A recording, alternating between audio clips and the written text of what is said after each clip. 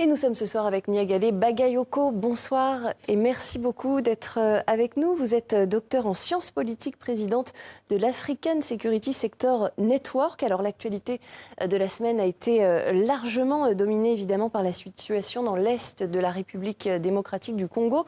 Le M23, soutenu par le Rwanda, contrôle désormais des pans entiers de Goma, la capitale du Nord Kivu. Et il menace la province voisine du Sud Kivu. Le président de la RDC, Félix Tshisekedi, assure qu'une riposte vigoureuse de l'armée est en cours. On l'écoute tout de suite. Face à cette situation, permettez-moi de vous rassurer. Une riposte vigoureuse et coordonnée contre ces terroristes et leurs parrains est en cours. Nos vaillantes forces armées de la République démocratique du Congo, symboles de courage et de patriotisme, sont pleinement mobilisées, prêtes à défendre chaque centimètre de notre territoire. Voilà pour les propos du président de la RDC, Félix Tshisekedi. Alors Niagale Bagayoko, la prise de Goma, c'est, on l'imagine, un sacré revers pour les FARDC, les forces armées congolaises, mais aussi peut-être un revers politique pour le chef de l'État. Oui, à l'évidence, même si on voit que l'opinion publique reste quand même majoritairement derrière le chef de l'État, ce qui ne veut pas dire derrière la personne même de Philippe Tshisekedi, mais ce qu'on voit, c'est quand même un très fort sursaut national sur le territoire congolais, mais on voit bien sûr un affaiblissement, mais qui s'inscrit dans le droit fil des revers connus par ses prédécesseurs, puisqu'il faut quand même rappeler qu'on est face à un conflit qui dure depuis plus de 30 ans maintenant. Plus de 30 ans, et on va revenir sur l'histoire de ce conflit. Gilles Yaby, politologue et fondateur du think tank Wati, vient de nous rejoindre en direct de Dakar. Bienvenue à vous, Gilles Yaby. Alors vous prenez la conversation en cours, on a eu un petit peu de mal à vous joindre. Une première question pour vous, Gilles Yaby. Ce qui s'est passé à Goma, la prise de pans entiers de la ville de Goma, capitale du Nord Kivu, par l'armée congolaise, c'est une démonstration, selon vous, de la faiblesse de l'appareil sécuritaire congolais ? Oui, bonsoir. Alors, je ne suis pas vraiment à Dakar, je suis habituellement basé à Dakar, mais je suis effectivement un peu plus proche de vous en ce moment en France, en mission. Oui, je crois que la prise de Goma est clairement une illustration de la faiblesse de l'appareil de sécurité et de défense de la République démocratique du Congo. C'est pas vraiment une nouveauté. On connaît les grandes faiblesses de l'armée congolaise et derrière les problèmes de gouvernance à la fois sécuritaire et politique en République démocratique du Congo, malgré les efforts de restructuration au cours des dernières années. Mais je pense qu'il faut quand même aussi souligner que d'autre part, on a aussi une illustration de ce qui est aujourd'hui une évidence, l'implication de l'armée rwandaise sur le sol congolais, ce qui est quand même une violation tout à fait explicite de l'intégrité territoriale de la République démocratique du Congo. Donc ce sont les deux éléments que nous révèlent quand même les derniers développements dans le pays. Oui, vous souhaitiez réagir? Oui, par rapport à cette question de la faiblesse de l'appareil sécuritaire congolais, notamment des FARDC, il faut ajouter qu'il y a aussi un échec des sociétés militaires privées qui ont été appelées en renfort, qui n'ont pas réussi à retourner la situation, alors même que de nombreux moyens ont été investis dans le soutien qu'elles apportent, et certainement aussi au détriment des FARDC elles-mêmes. Et effectivement, on a vu cette semaine ces images, par exemple, de mercenaires, de membres de sociétés militaires privées roumains. Alors c'est vrai qu'on n'avait pas forcément entendu parler de leur présence dans l'est de la RDC. Donc ce sont des combattants qui ont été engagés pour soutenir l'armée congolaise. Absolument. Donc il y a ces combattants de cette société militaire privée roumaine. Il y a aussi la société qui s'appelle Agemira, qui inclut des combattants, des prestataires de plusieurs nationalités, y compris françaises, qui jouent un rôle, y compris au niveau des organes de concertation sécuritaire auprès du chef de l'État, et cela de longue date. On les découvre aujourd'hui, mais ça n'est absolument pas nouveau. Et ils jouent un rôle notamment en matière d'armement, parce qu'il y a un recours de leur part assez important aux drones et de formation de l'armée congolaise à ce type d'armes. Et bien sûr, dans ce conflit, la population civile est en première ligne. D'après le bilan provisoire donné aujourd'hui par les autorités congolaises, 773 personnes ont été tuées et 2880 autres ont été blessées. Ce bilan, il couvre la période allant du 26 au 30 janvier, donc c'est-à-dire en seulement 5 jours. Bilan donné par le ministère de la Communication. Je vous propose qu'on écoute tout de suite les témoignages de 2 femmes congolaises déplacées par les combats. Chaque jour, nous portons nos fardeaux sur le dos, vivant dans une peur constante, sans paix. Nous ne pouvons que prier pour que nos dirigeants reconnaissent nos souffrances, mettent fin à la guerre et nous aident à reconstruire nos vies grâce à l'agriculture. Maintenant, si la situation se détériore davantage, je ne vais plus fuir. Je suis fatiguée de fuir. Le nombre de fois que j'ai fui est suffisant. Je ne sais plus où aller. On a abandonné nos villages pour venir ici à Goma et même ici, les gens commencent à fuir. Alors où allons-nous nous réfugier maintenant? Toutes les routes sont fermées. On pensait qu'on pouvait traverser le lac, mais là aussi ce n'est pas sûr. Nous n'avons nulle part où aller. Voilà, Gilles Yaby, cette population de l'Est de la RDC, c'est une population, vous le dites vous-même, martyrisée par des décennies de violence. Quelles sont très concrètement les motivations de cette guerre menée par le M23 avec le soutien des militaires rwandais? Alors, je pense qu'il faut que je signale que je ne suis pas un spécialiste de la République démocratique du Congo en particulier. C'est un conflit qui est d'une très grande complexité. Je suis beaucoup plus, disons, spécialiste de l'Afrique de l'Ouest. Mais évidemment, ce qui se passe en République démocratique du Congo intéresse et doit intéresser l'ensemble du continent. C'est un pays qui est au cœur du continent et dont on connaît aussi les ressources minières tout à fait exceptionnelles. Et d'ailleurs, un des éléments d'explication de la souffrance des populations à l'est du Congo depuis des décennies, c'est justement l'extrême richesse du sous-sol dans cette zone du Kivu. On le sait très bien et je pense qu'il suffit de lire les rapports du groupe d'experts des Nations Unies sur le Congo, les 2 derniers rapports notamment, qui sont très clairs sur l'implication du Rwanda, des forces armées rwandaises derrière le M23 et qui soulignent par exemple la prise de la mine de coltan la plus importante dans la région des Grands Lacs et qui parle d'une... Celle de Rubaya ? Tout à fait, qui parle d'une contamination jamais vue des chaînes d'approvisionnement justement de ce minerai. Et donc, c'est quand même des ressources qui passent par le Rwanda, qui sont exportées par le Rwanda. Donc, une dimension importante de ce conflit, c'est très clairement la dimension économique et les intérêts évidemment étrangers et congolais qui se mélangent pour maintenir finalement les populations dans une situation de grande pauvreté et surtout d'insécurité permanente. Et je crois que, à nouveau, bien sûr, il y a la faiblesse de l'armée congolaise, mais il faut bien rappeler que ce conflit a une histoire. Et donc, à aucun moment, en réalité, il y a eu une véritable possibilité de doter ce pays d'un système de défense et de sécurité qui soit digne de ce nom et qui soit à la mesure des défis et de la taille du pays et des défis en termes d'infrastructures qui sont considérables. On voit bien que même pour évacuer aujourd'hui les personnels internationaux de Goma, il faut passer par le Rwanda qui est précisément engagé dans le conflit.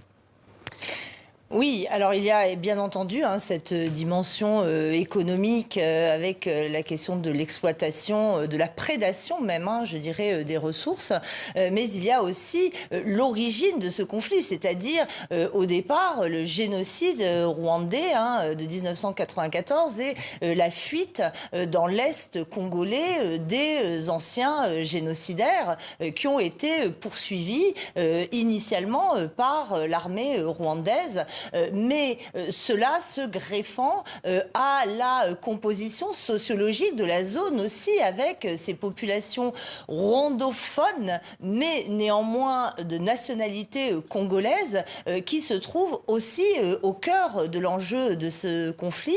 Donc on voit très bien qu'il y a différentes dimensions qui tendent à régionaliser aussi le conflit, parce que aux côtés des FARDC, il y a aussi, on oublie souvent de le mentionner, le rôle des forces du Burundi, qui sont aussi concernées par tout ce qui a pu se passer dans la région des Grands Lacs dans les années 90 et qui perdure encore aujourd'hui. Et il y a aussi, pour clore ce tableau, dans cette coalition, le rôle de ce qu'on appelle les Wazalendo, qui sont ces groupes d'autodéfense ou de défense civile qui sont constitués aussi pour appuyer les FARDC et aussi ces anciennes forces venues du Rwanda qui sont les FDLR. Et qui sont accusés d'ailleurs également par le Haut-Commissariat des Nations Unies aux droits de l'homme d'exaction. Exactement. Il faut le préciser. Vous parliez à l'instant de ce risque de régionalisation du conflit et du Burundi. Justement, le président du Burundi, Evariste Ndayishimiye, est un point de ce risque. Je vous propose qu'on l'écoute tout de suite. Est-ce que la communauté internationale ne voit pas les conséquences? Je vous dis que si ça continue comme ça, la guerre risque d'être généralisée dans la région. Parce que le peuple ne peut pas se laisser faire. Si le Rwanda continue à faire des conquêtes dans le territoire et dans notre pays, je sais qu'il va arriver même au Burundi. Parce qu'il est en train d'entretenir des jeunes réfugiés. Il les arme. Maintenant, il est en train de les aguerrir dans la guerre du Congo. Un jour, il veut venir au Burundi. Nous n'allons pas accepter. La guerre sera généralisée. Voilà pour les propos d'Evariste Ndayishimiye. Gilles Yaby, ce risque d'une guerre régionale impliquant plusieurs pays d'Afrique centrale, il est réel aujourd'hui, selon vous ? Oui, je crois qu'il est réel et d'ailleurs je parle un peu de dynamique mortifère dans cette région et en fait au-delà de cette région dans l'ensemble du continent, je crois qu'on ne prend peut-être pas l'exacte mesure de ce que ça signifie aujourd'hui de créer les conditions d'une nouvelle guerre régionale. En réalité, il y a le Burundi bien sûr, mais il y a aussi des pays d'Afrique de l'Est. Il faut rappeler qu'il y avait une force de la communauté de l'Afrique de l'Est qui était sur le terrain, qui a ensuite été remplacée par la force de la SADC, donc d'Afrique australe. Des soldats sud-africains sont d'ailleurs morts lors des affrontements. Ils se retrouvent aussi dans la mission des Nations Unies au Congo. Et donc vous avez vraiment plusieurs pays d'Afrique de l'Est et d'Afrique centrale, au-delà des Grands Lacs, qui sont déjà impliqués d'une certaine manière dans ce conflit. Et à nouveau, on a déjà connu cela. Il faut mentionner l'Ouganda, puisque lorsqu'on regarde une carte, même la logique d'approvisionnement du M23, la logistique, ça ne passe pas seulement par le Rwanda, ça passe aussi par l'Ouganda. Et le Corneille Nangaa, qui dirige l'aile politique un peu aujourd'hui du M23, il a fait beaucoup de déplacements et ça aussi s'est signalé dans le rapport des Nations Unies au Kenya et dans beaucoup de pays de la région. Donc ça montre bien l'imbrication à nouveau des acteurs et la possibilité d'avoir effectivement un conflit à dimension régionale avec le risque, compte tenu aussi de la diversité des groupes ethno-linguistiques dans cette région et de ce que rappelait Néagalé Bakayoko tout à l'heure sur l'historique du génocide et tout cela. Donc vous avez une très grande complexité et on ne peut s'en sortir que par un processus politique. Et c'est justement en cela qu'il me semble nécessaire de tout de même souligner la responsabilité aujourd'hui claire du Rwanda de Paul Kagame dans ce risque très important qui fait prendre finalement à l'ensemble de la région. Gilles Yaby, vous parlez de la responsabilité du Rwanda voisin. Vous citiez également Corneille Nangaa, qui est, je le rappelle, un Congolais, ancien président de la CENI, la Commission électorale nationale indépendante de RDC, qui a effectivement lancé l'AFC, l'Alliance Fleuve Congo, qui se présente effectivement en quelque sorte comme cette branche politique, alliée, soutien ou représentante en quelque sorte du M23. Corneille Nangaa, il a affirmé lors d'une conférence de presse qu'il voulait aller jusqu'à Kinshasa pour renverser le président Félix Tshisekedi. Néagalé Bakayoko, est-ce que vous pensez que c'est possible, ça, ce renversement du président Félix Tshisekedi? On a l'impression qu'on en est quand même loin aujourd'hui. On en est loin, mais ce qui est intéressant, c'est que là, on vient d'évoquer la dynamique régionale du conflit, et là, on se situe dans une dynamique nationale, parce que il faut rappeler que cette AFC, donc cette Alliance du Fleuve Congo, inclut différents groupes. On ne peut pas tous les citer ici, en plus du M23, qui n'est que l'un d'entre eux. On voit que... Plutôt des membres de l'ancien clan au pouvoir, le clan Joseph Kabila. Du clan de Joseph Kabila, absolument. On voit qu'il y a une progression vers le Sud Kivu, qui est importante à souligner. Et effectivement, cette ambition qui est manifestée aujourd'hui et qui renvoie aux rivalités politiques qui traversent la RDC depuis des années. Il faut rappeler que M. Nanga était le président de la CENI, la Commission électorale nationale indépendante, et qu'il a eu un rôle très ambigu dans la proclamation des résultats. Et c'est en révélant ce qu'il estime avoir fait pour porter Étienne Tshisekedi au pouvoir qu'est intervenue la rupture entre les deux hommes. Donc là, on se situe dans des dynamiques politiciennes qui commencent à se greffer sur ce conflit qui date d'une trentaine d'années, comme on le disait. Donc moi, ça me paraît assez nouveau. Quelle sera la progression de tous ces groupes? C'est très difficile à dire. On se situe évidemment dans ce contexte de faiblesse des FARDC, mais on oublie aussi qu'il reste cette mission onusienne qu'est la MONUSCO, qui avait été jusqu'à présent appelée... n'a pas vraiment fait ses preuves. Ça fait des années qu'elle est déployée elle est là depuis des décennies. Dans l'est de la RDC. Oui, elle n'a peut-être pas fait ses preuves, mais en attendant, il se trouve qu'après avoir réclamé son départ, qui a commencé à être demandé sous le président Kabila, on a aujourd'hui une sorte de revirement du gouvernement de Tshisekedi qui semble demander un aménagement de ce retrait qui semblait pourtant acté, parce que notamment la police nationale congolaise n'a pas pu prendre le relais des effectifs de la MONUSCO dans certaines zones. Donc c'est un acteur qui vraisemblablement va continuer à peser. Donc on voit là la dynamique internationale qui se greffe. Et justement, dynamique internationale, il y a eu des réactions politiques, diplomatiques sur le continent africain, réaction également à l'ONU, réaction d'ONG internationales, de l'Union européenne. Pour l'instant, sur le terrain, toutes ces réactions, toutes ces condamnations, je pense par exemple à l'Union européenne qui appelle le Rwanda de façon très explicite à retirer ses troupes de RDC, toutes ces réactions, elles n'ont eu aucun impact concret sur le terrain. Gilles Yaby, que faut-il concrètement pour arrêter cette guerre dans l'est de la RDC ? Je n'ai pas la solution, malheureusement. Je pense que, évidemment, il faut à nouveau pointer la responsabilité des acteurs aujourd'hui qui sont en train de porter la guerre en République démocratique du Congo. Lorsqu'on voit un Corneille Nangaa qui a dirigé une commission électorale, on est quand même assez surpris de le voir en tenue de combat comme un chef de guerre. Et surtout, moi, je suis très inquiet par cette tendance aujourd'hui, pas simplement à nouveau en RDC, mais au-delà, à penser que tous les problèmes politiques profonds peuvent être réglés par la voie militaire, par la force. Et je crois qu'il faut absolument mettre fin effectivement à cette dynamique. Alors, je crois qu'évidemment la question des sanctions est posée, d'aller au-delà des déclarations d'appel au Rwanda pour peut-être passer à une étape supérieure de pression, en tout cas supérieure sur le Rwanda. Mais il y a aussi un processus de Luanda avec la médiation du président angolais, je pense, qui doit être préservé. C'est un processus qui existe. Et je pense que c'est celui qui doit continuer à être soutenu par tous les acteurs internationaux. Par tous les acteurs internationaux. Et ça sera le mot de la fin. Malheureusement, le temps nous manque. Merci infiniment, Gilles Yaby et Niagale Bakayoko, d'avoir été avec nous en direct sur TV5 Monde.